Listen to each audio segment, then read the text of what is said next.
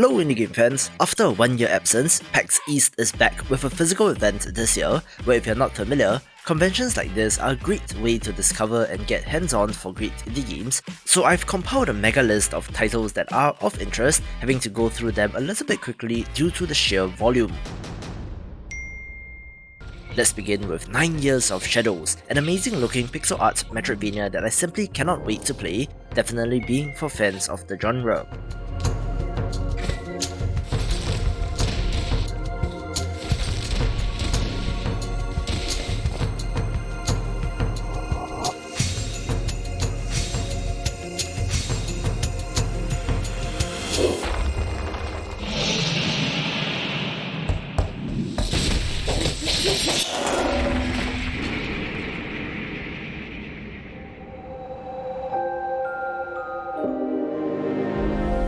Curiosity drives us forward, leading us to explore the known and challenge the unknown. Asterigos Curse of the Stars is a good-looking third-person action-adventure RPG set in a fantasy world. Yet it also makes us forget our limits, and attempt to control that which should never be touched.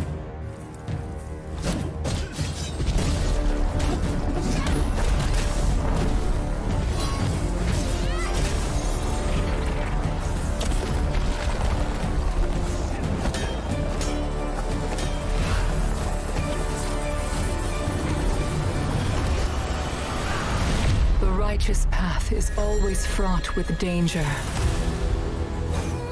The curse of Aphis has proven this, and none of us should repeat the same mistake.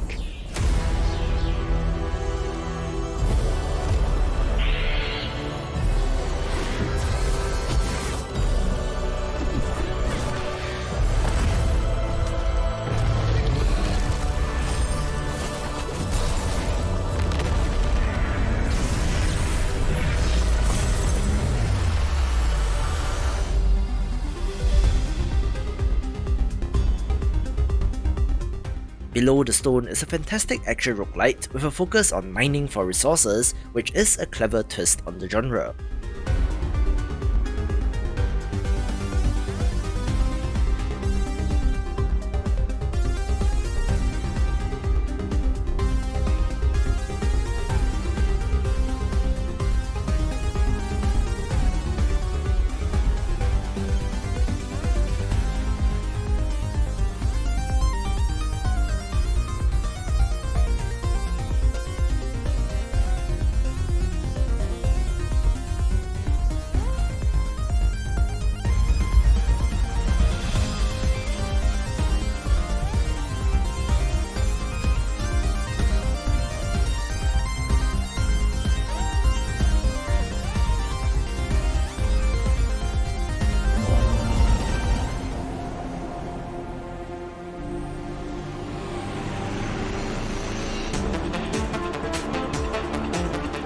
City of Beats is a rhythm roguelite shooter that looks neat, whereas someone who loves games that have a rhythm or musical element to them is something of interest to me.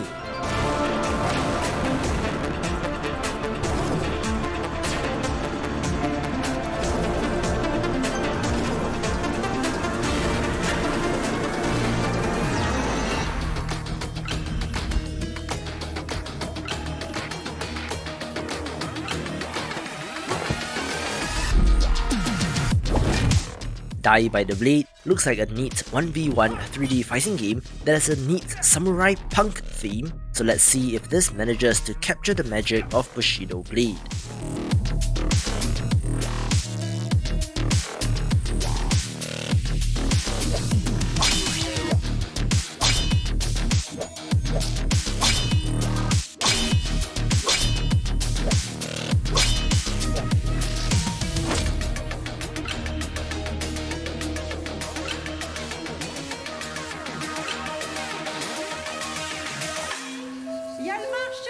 Va me chercher des patates.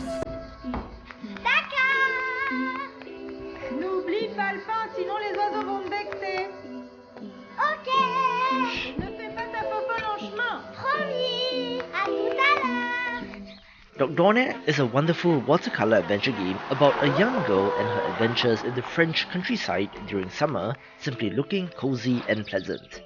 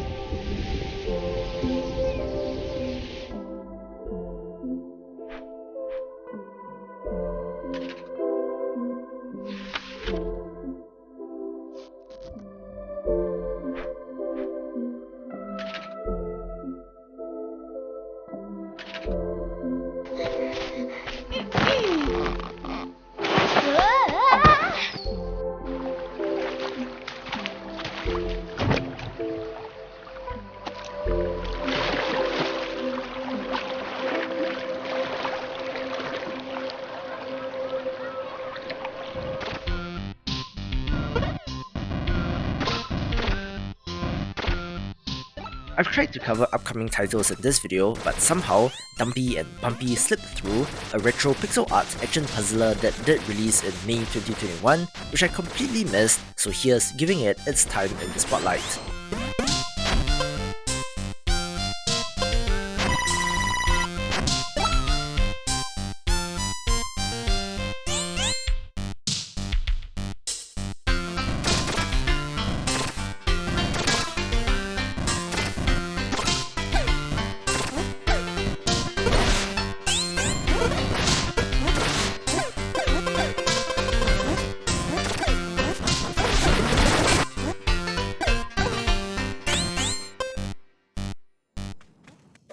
Fans of the channel will be familiar with Dwerve as well, a pixel art action tower defense game that I've been looking forward to for a while, so all that's left is to wait for the release next month. Grandpa, what were the warsmiths like? They were artisans of war that engineered magnificent turrets and traps. So, they were blacksmiths? More than that, my boy. They were protectors of the old kingdom, fabled throughout the realm. Their turrets fought for them.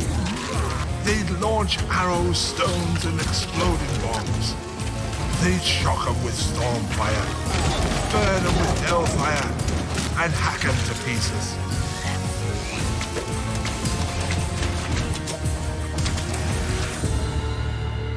Where did all the warsmiths go?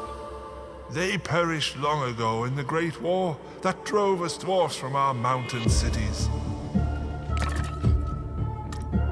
Grandpa, do you think I'll ever be a warsmith? Hopefully you'll never need to be one. Now, go to sleep, my boy.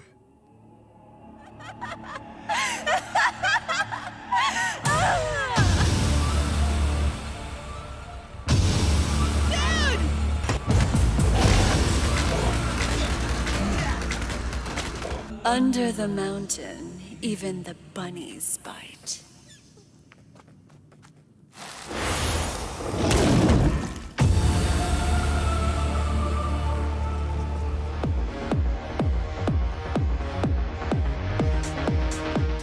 Exophobia is a retro first-person shooter that sure looks like your Wolfenstein 3D and Dooms of the world, but with modern polish, definitely being a title of interest.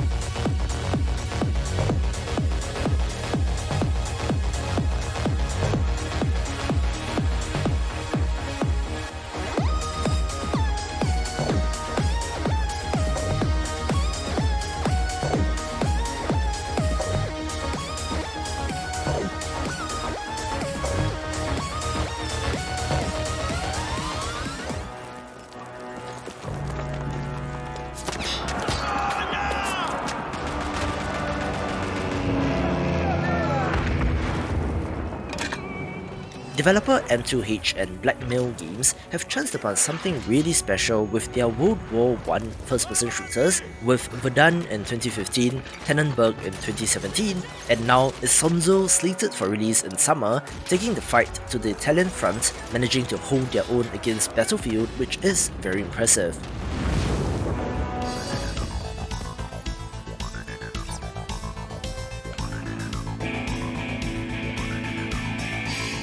The rhythm-based JRPG Keylocker has also been on my watch list for quite a while, where I have a soft spot for this genre, so it gets a mention.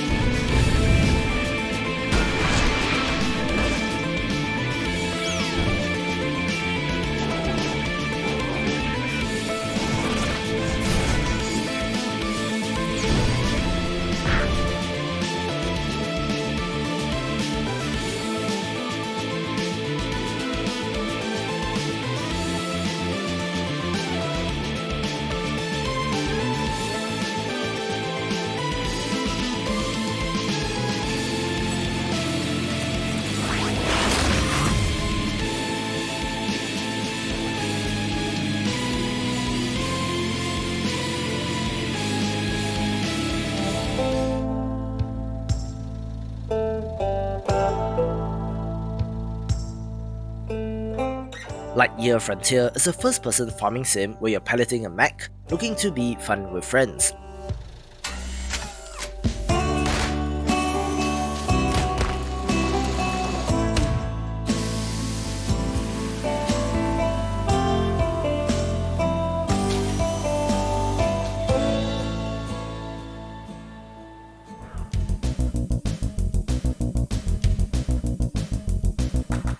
OG indie game fans will remember McPixel from 2012, a hilarious point-and-click adventure game which I distinctly remember playing, with McPixel 3 being in development and slated for release later this year, so take a walk on the weird side with this.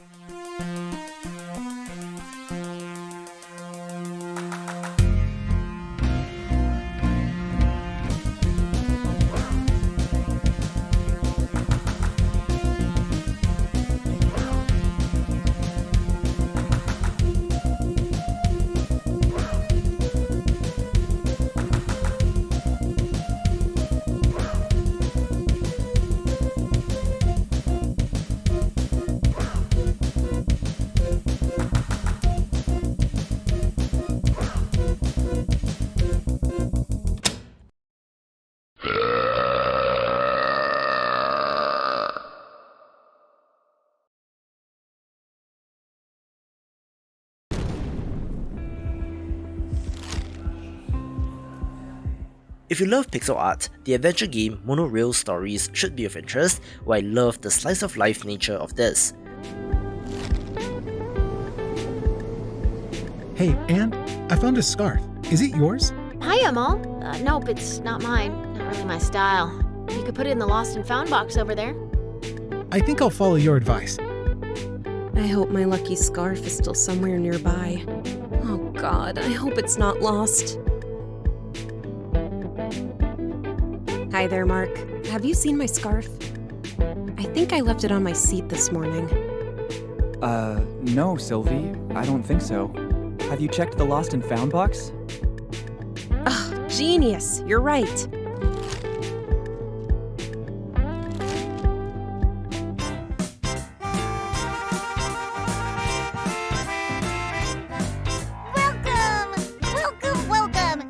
My Friendly Neighborhood is essentially Five Nights at Freddy's meets Sesame Street, so given the current awareness and perception around this game, has the potential to be a huge hit. I'm trying to count to 10. 1, 2... Sleeping can be the best part of your day!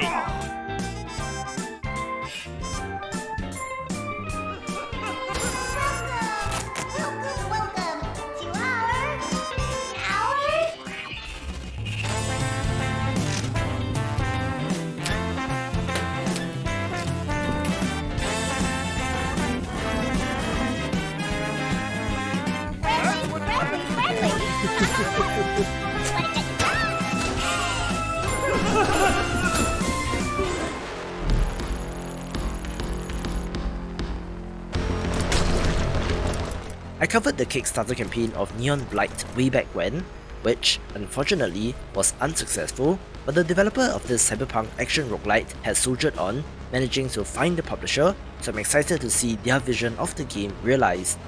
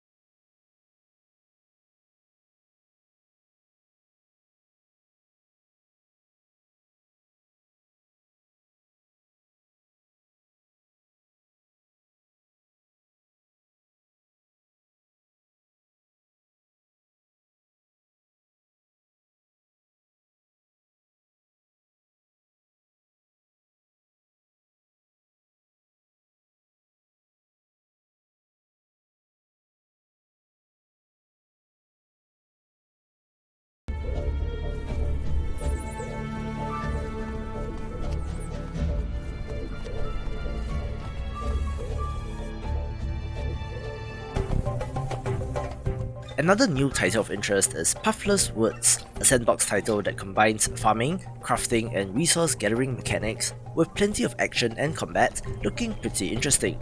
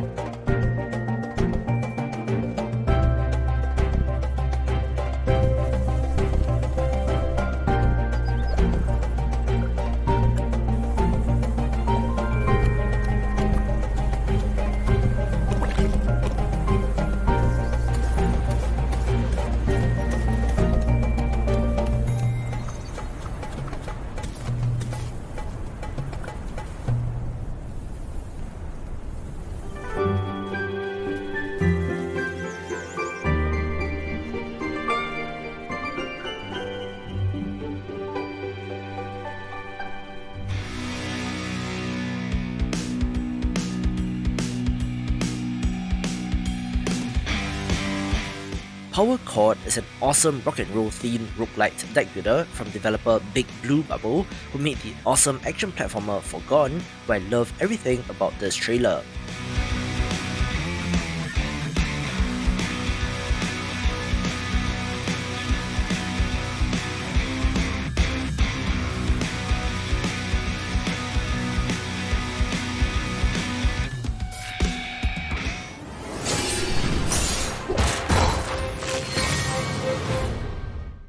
Sandwalkers is the next title from the developer of Legend of Keepers, an awesome roguelike RPG, with this game following in similar footsteps but with an awesome fantasy desert setting. Washing away.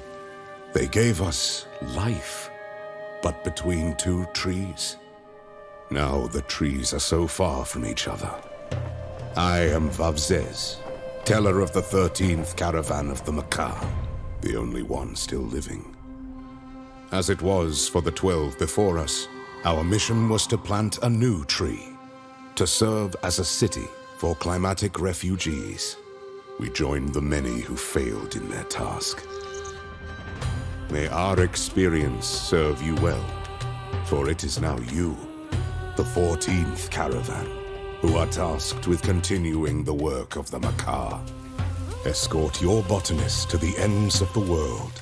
Create a new haven that the caravan that follows you may go even further, and continue our quest for knowledge that will one day allow the 15th, the 16th, the 100th to repair the ancient folly that made this world hostile to life.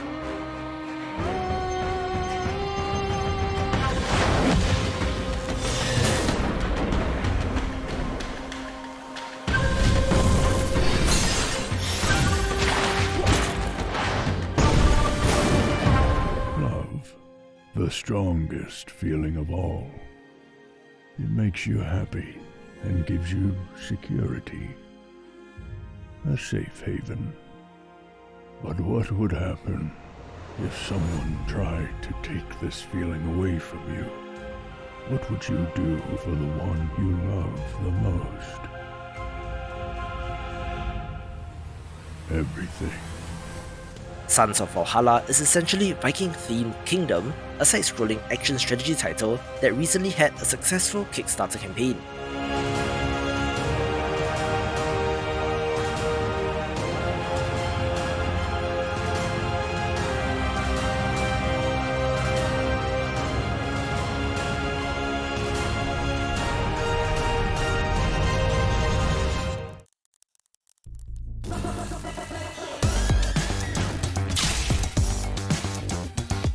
SpiderHeck is an amazing looking local multiplayer game with spiders wielding laser swords, so if that doesn't already sell you on the game, I don't know what else I can say.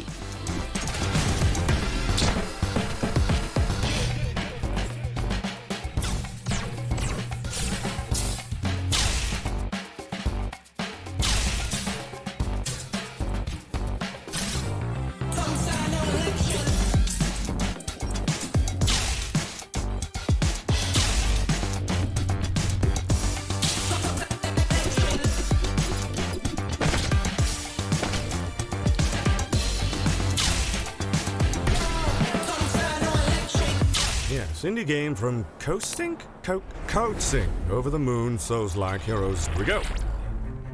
In the age of the great forgetting, a spreading pixelation renders everything and everyone into decay. The land of Nostalgaia needs a high-fidelity hero. Go away, hero! The Last Hero of Nostalgaia is a Souls-like RPG with funny, satirical writing, so enjoy your grimdark action with lots of humor. Possesseth the thirst for adventure. Shall ye show valor in the face of fearsome enemies? And will thee restore peace, harmony, and fidelity to the people?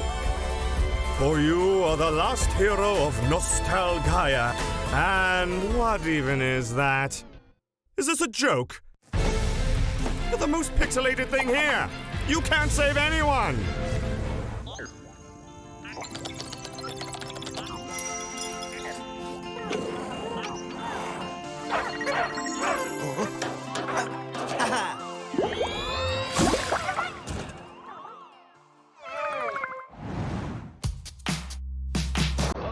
Tinykin is a great looking 3D platformer using 2D sprites, having some Pikmin-like similarities as well.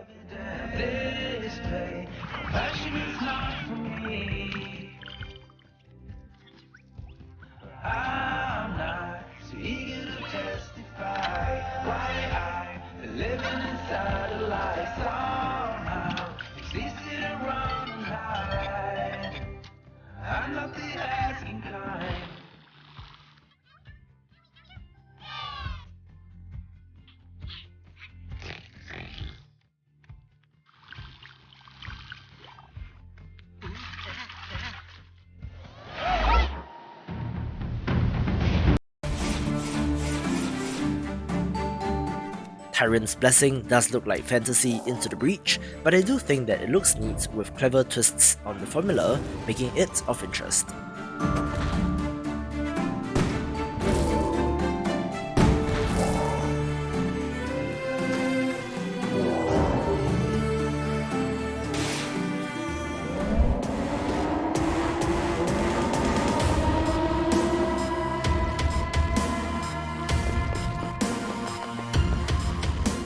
Let's kick off the top 5 with Flooded, a self-described RTS title where you're scrambling to get resources to flee to safety while the water level continually rises, getting my attention due to what else but the pixel art.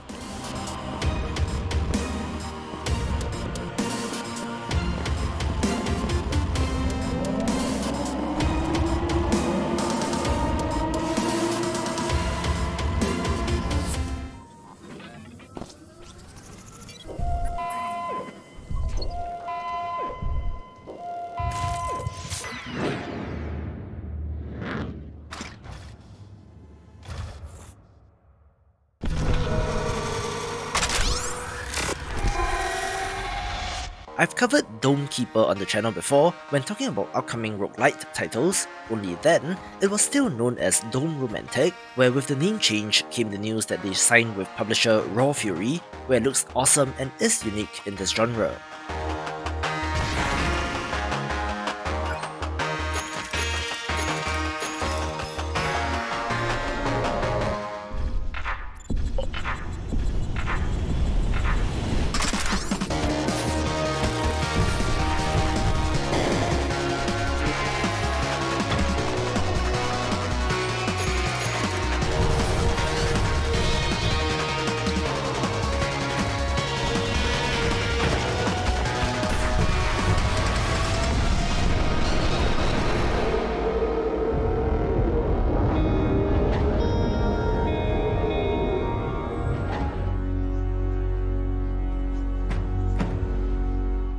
No Place for Bravery takes the number 3 spot, since this brutal Zelda-style action-adventure title has been long on my radar, looking so awesome, so hopefully it makes it to the Q3 release window later this year.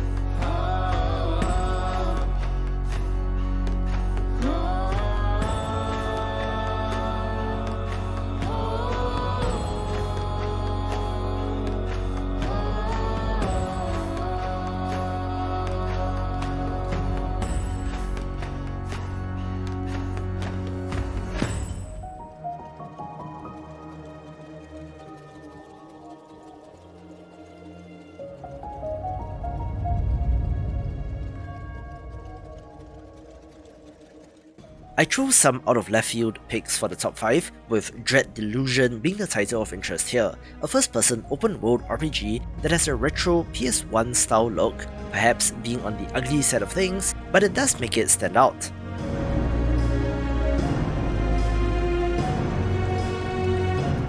I mean, there's this, and then there's Cruelty Squad, which I cannot stand looking at, But this perhaps has some elements of an Elder Scrolls title, so let's see how this goes.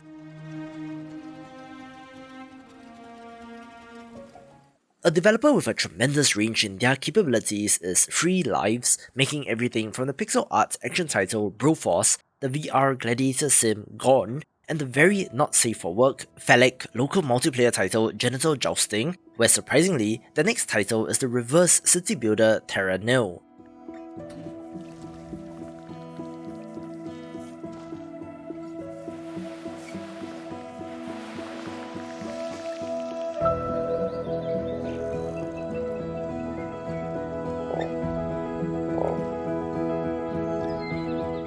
I love city builders, but ones like this where it is about ecological restoration looks very pleasant, as you have to make a barren wasteland lush and green again.